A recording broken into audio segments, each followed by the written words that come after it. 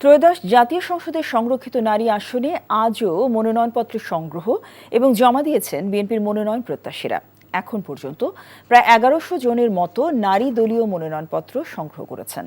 দলটির সিনিয়র যুগ্ম মহাসচিব রুহুল কবির রিজভী বলেন, মনোনয়নের ক্ষেত্রে বিগত দিনের আন্দোলন, সংগ্রামে সম্পৃক্ততা ও দক্ষ নেতৃত্বই বেছে নেবে দল। ওবায়দুল্লাহ মামুনের রিপোর্ট। সংরক্ষিত আসনের মনোনয়নপত্র সংগ্রহ ও জমাদানের শেষ দিনে রোববার সকাল থেকেই নয়াপল্টনে দলীয় কার্যালয়ের ভেতরে বাইরে ছিল নেতাকর্মীদের পদচারণা। দেশের দূর দূরান্ত থেকে এসেছেন বিএনপির বিভিন্ন পর্যায়ের নারী নেত্রীরা।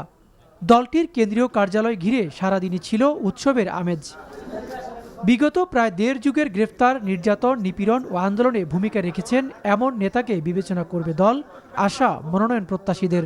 দল যদি যোগ্য না মনে করেন তাহলে তো সেখানে আমাদের আর বলার কিছু থাকে না, তারপরে দলেরই থাকবো। আমি একজন নারী নেত্রী হয়ে কিন্তু তখন আমি রাজপথে ছিলাম। সে কারণে আমি মনে করি দল যদি আমাকে মনোনীত করে তবে আমি দলের হয়ে দেশের জন্য কাজ করতে চাই। সংরক্ষিত আসনে যদি আমাকে মনোনয়ন দেওয়া হয় 31 দফা, এটা আমরা বাস্তবায়ন করার জন্য আমি চেষ্টা করব। আর বিএনপি নেতা রুহুল কবির রিজভী বলেন, যোগ্য ও ত্যাগী নেতাকর্মীদের অগ্রাধিকারের পাশাপাশি রাজনীতির মাঠের ত্যাগকেও বিবেচনা করবে দল।